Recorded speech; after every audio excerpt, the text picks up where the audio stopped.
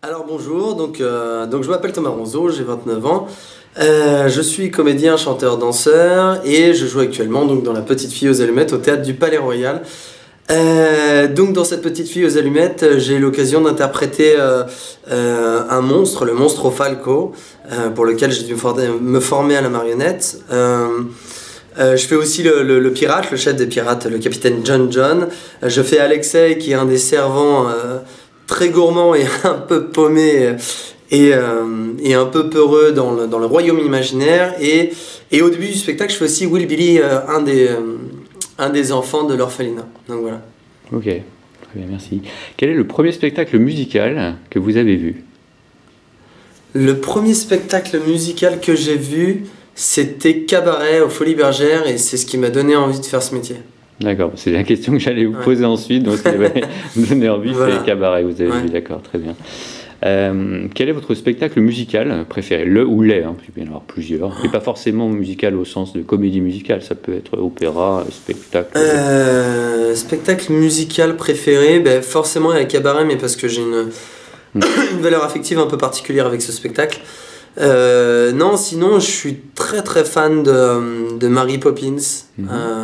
Mais en fait, je crois que je suis aussi attaché à certains spectacles pour des rôles aussi qui m'ont touché. Par exemple, dans Miss Saigon, le rôle de l'ingénieur qui est un rôle haut en couleur qui n'est pas forcément plus mon type de caractère, mais enfin voilà, je suis très attaché à ça, ce genre de spectacle avec des caractères, des rôles qui m'ont mis des claques en fait, où je me suis dit waouh, j'ai envie de faire ça quoi.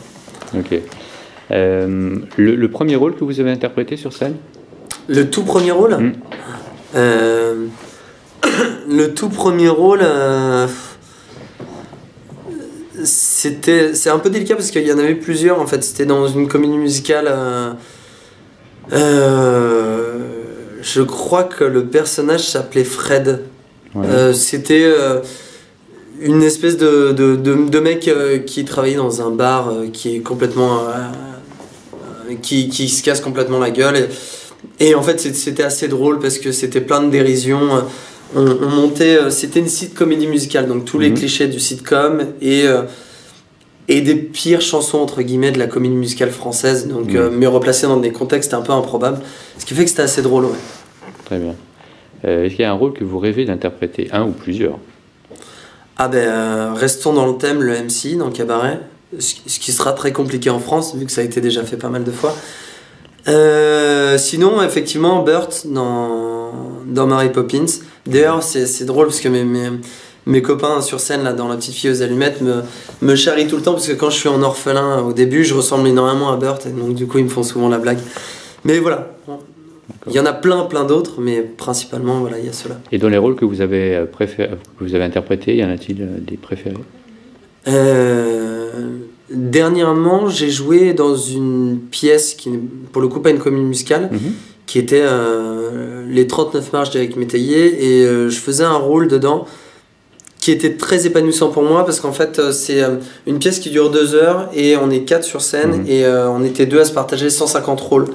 Et donc voilà, je faisais un de ces 2 mecs là et ça allait à 100 à l'heure, j'avais l'occasion de pouvoir faire plein de caractères différents et comme je suis quelqu'un de très très énergique, du coup c'était très très épanouissant et jouissif pour moi à faire, c'était très chouette. Ok. Pour vous, est-ce qu'un spectacle musical doit être chanté de bout en bout? Pas forcément. Okay. Pour moi, le principal dans un spectacle musical, et c'est malheureusement, je trouve, ce qu'on oublie parfois en France, c'est qu'on raconte une histoire avant tout. En fait, moi, je me sens vraiment comédien avant d'être chanteur, avant d'être danseur. Et je pense que c'est ça, en fait, on se doit de transmettre une histoire aux gens et de toucher les gens par cette histoire. Avant, effectivement, que ça chante, qu'il y ait des belles musiques, qu'il y ait des belles chorégraphies, des beaux costumes, tout ça, je pense qu'on doit d'abord transmettre et véhiculer une histoire. Très bien. Est-ce que vous pouvez nous raconter une petite anecdote qui vous serait arrivée au théâtre ou en répétition Waouh! Oh là là, s'il m'en arrivait tellement, j'en ai eu beaucoup. Une petite anecdote. Je sais pas, la plus drôle ou la plus embarrassante sur le coup, qui après coup est finalement drôle, avec du recul quoi. Une anecdote qui m'est arrivée, j'essaie de réfléchir. Là, je suis un peu pris au dépourvu parce que je pense à plein de choses en fait. Alors on va rester sur la petite fille aux allumettes en fait. Okay. Comme ça on reste dans le thème.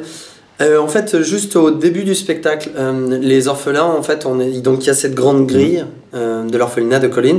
Puis la grille se lève et en fait, moi, je suis avec Alexandre Fetrouni en coulisses. Et au moment où la grille se lève, on rentre. Et en fait, là, on rentre et donc on donne l'impulsion pour rentrer. Et comme c'est un vieux théâtre, le plancher, en fait, est pas forcément complètement solide. Et en fait, là, ça crée une impulsion sur le plancher, ce qui fait tomber un élément de décor. Et on arrive, en fait, sur le plateau en tant qu'orphelin. Et là, il y a toute la grille de la fin du spectacle, la prison qui me tombe dessus sur la tête. Et puis, donc, je me relève, je la remets. Puis, je suis revenu dans mon truc. Voilà, c'était une petite anecdote. Okay. Genre un truc qui peut nous arriver sur scène où il faut enchaîner. Voilà. Okay. Et Thomas, pour finir, un message que vous feriez passer, que vous avez envie de faire passer au public? Je crois que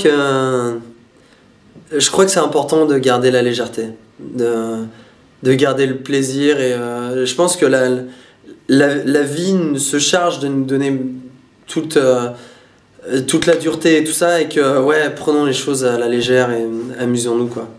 Et c'est pour ça que je fais ce métier, je crois. Très bien, merci Thomas.